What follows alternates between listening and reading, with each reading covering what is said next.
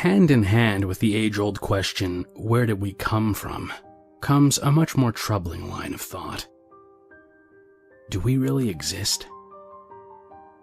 Philosophers have been mulling over this concept since the time of Plato and the philosophical skeptics of ancient Greece.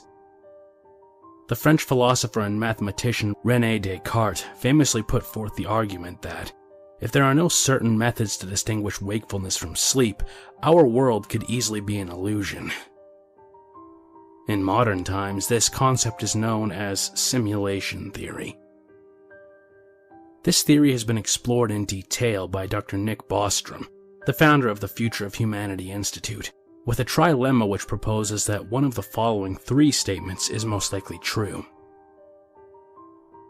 1. Humanity will probably never achieve a level of technology capable of producing simulated realities.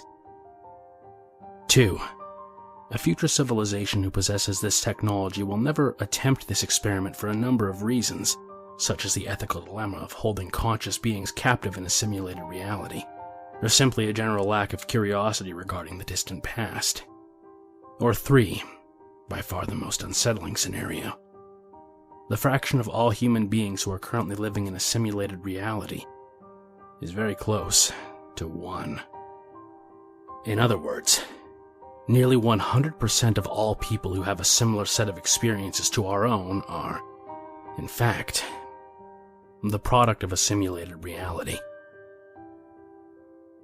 According to Bostrom, an advanced post-human civilization could assemble a quantum computer capable of running an ancestor simulation, a stunningly complex program which would recreate the distant past in intricate detail.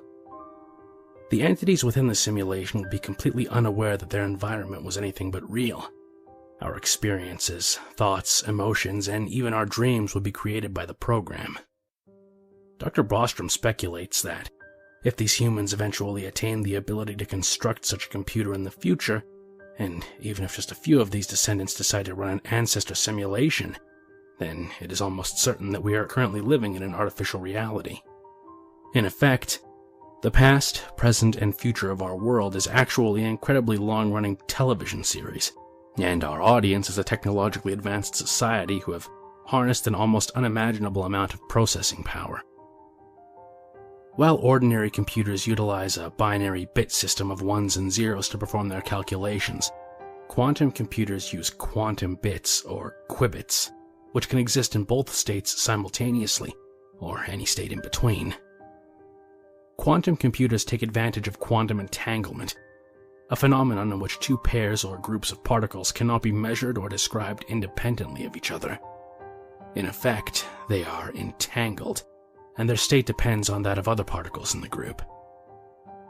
Theoretically, these pairings are capable of transferring information to each other over unlimited distances. Seth Lloyd, the author of Programming the Universe, explained the difference between the two with this comparison. A classical computation is like a solo voice, one line of pure tones succeeding each other.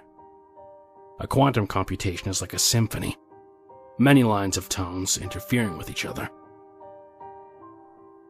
Quantum computers are no longer an unattainable concept from the pages of science fiction. In fact, the world's first operational quantum network was brought online by DARPA in 2003. In 2012, the first commercial business focused on quantum computing, 1 qubit, was established in Vancouver, British Columbia. IBM launched Q in 2016, offering their clients 20 qubits of quantum processing power. With quantum computers, a post-human society could potentially have an unimaginable amount of computing power at their disposal. This would enable them to manipulate their environment to a degree that would seem almost godlike in the eyes of the current citizens of planet Earth. Artificial intelligence could be made to be all but indistinguishable from the conscious thoughts of sentient beings. A post-human society would live in a symbiotic relationship with their AI counterparts, their surroundings controlled by an electronic extension of their own collective will. With this degree of technological integration, our distant relatives from the far-flung future could colonize the solar system, and perhaps even beyond. The possibilities are only limited by our own imaginations. In such an area of mastery over the physical world, the concept of reality becomes a bit shaky. If post-humans could reshape their own environment to perfectly suit their whims, would it still be considered real? And if not, where do we draw the line between the two? At what point does this line become irrelevant? Are we unwitting participants within the simulation, or are we merely living our lives? If we could think and feel and exercise free will inside this artificial environment, then our circumstances would be no different than if we were truly alive in the physical plane of space and time. Dr. Bostrom postulates that the individuals powered by artificial intelligence vastly outnumber their flesh and blood counterparts. If multiple ancestor simulations are being run in tandem, it is likely that many versions of you are currently watching this video.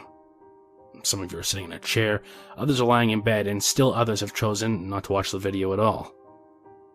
Every version of you may be slightly different in various ways, but each of them is undeniably you. There could be hundreds of you. Maybe thousands. Maybe even more.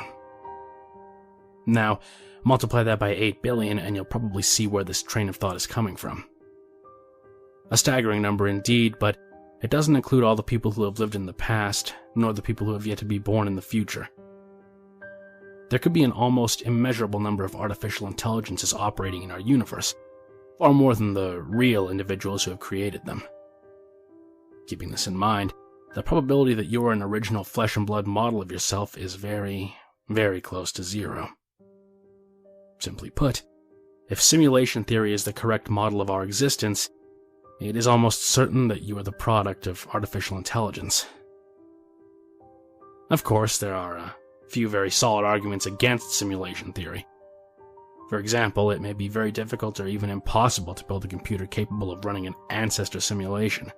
This is due to computational limitations such as the Bekenstein bound, an upper limit on the amount of information that can be contained within a finite region of space. Although quantum computing can sidestep this difficulty by virtue of the vast distances a qubit can transfer information, they still require extremely frigid temperatures to operate, as the subatomic particles must be as close to a stationary state as possible to be measured. The core of D-wave quantum computers must be kept at a temperature of negative 460 degrees Fahrenheit, a mere 0.02 degrees above absolute zero. Another compelling argument is the fact that we are capable of theorizing our own simulated status, and a necessary bug in the program that could potentially alter the outcome of the simulation. It could even be possible that, although future humans are running an ancestor simulation, the program doesn't include the present era. Whether or not you believe it to be true, the simulation theory is a fascinating hypothesis. If nothing is real, including ourselves, but we can still perceive and interact with our surroundings, then is it necessary to exist in the physical world to be considered a living being? In the end, reality for each individual consciousness is how their brain perceives their surroundings. As René Descartes wrote in his treatises Discourse on the Method, cogito ergo sum, or I think therefore I am. The where and when and how of your being is secondary to consciousness, the only accurate measure of your existence. So relax, and don't let yourself get too hung up on any of this stuff. As long as you're still thinking, you're alive and well.